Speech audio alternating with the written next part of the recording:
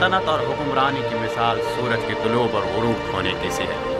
آج آمون ہوتب سوم کی سلطنت کا سورج غروب ہوا ہے، کل آمون ہوتب چہارم کا سورج طلوع ہوگا۔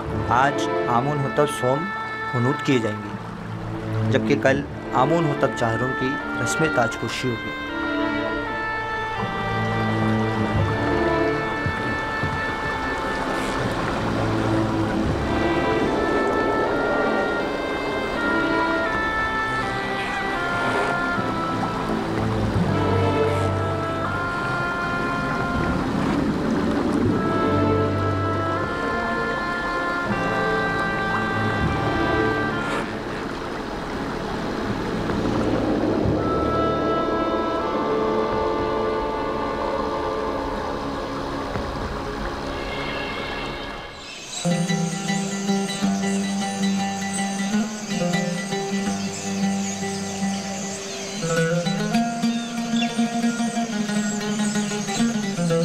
تعظیم کس کے لیے؟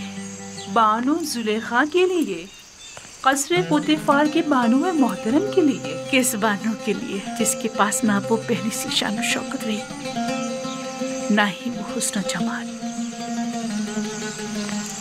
بانو خود کو اتنی بھی سرزنش مت کریں، آپ ہمیشہ ہمارے لیے بانو زلیخا رہیں گی، ہر روز پہلے سے بھی زیادہ عزیز و محترم۔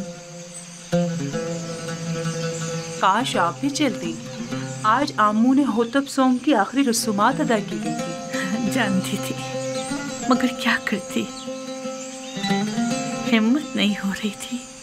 کیا فرق پڑتا ہے چاہے وہ کوئی بھی ہو؟ لیکن آپ کو شرکت کرنی چاہیے تھی، مصر کی تمام اشراف زادیاں وہاں موجود تھیں۔ میرا تو پورا وجود ہی سوگوار ہے، مزید کسی اور سوگ کے متحمل نہیں۔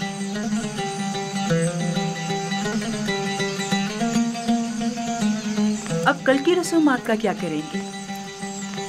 جشن رسم تاج پوشی، کیا اس میں بھی شرکت نہیں کریں گے؟ اوہو بھائی،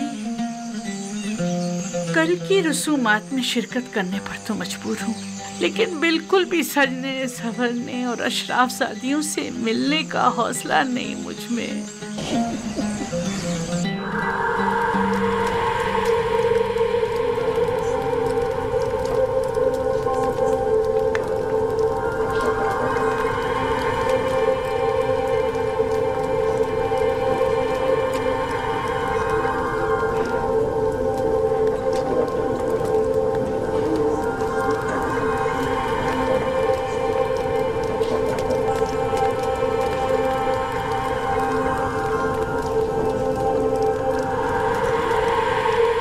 نفرت، کیا آپ نفرتی تھی؟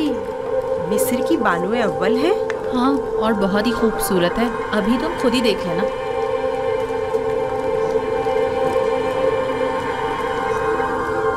یہ دیکھو زلیخا کی حالت کیسی ہو گئی ہے۔ ہاں دیکھا اس نے اپنی کیا حالت کر لی۔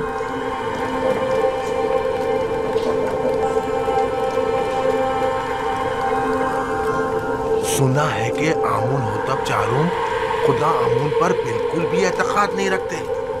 اگر ایسا ہے تو پھر کس طرح راضی ہوں گے کہ آج آنکھ مامون کے سر پر تاج رکھیں؟ یہ تو ایک رسم ہے اور کوئی چارہ نہیں۔ ہمیشہ سے ہی کاہن اعظم اور عزیز مصر دونوں مل کر فرمانروا کی رسم تاج پوشی ادا کرتے ہیں۔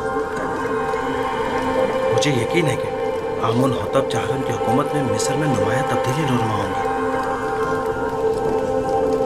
وہ آمون اور معبود آمون پر بالکل بھی اعتقاد نہیں رکھتے، یہ بات ان کے لیے مشکل پیدا کرتی ہے۔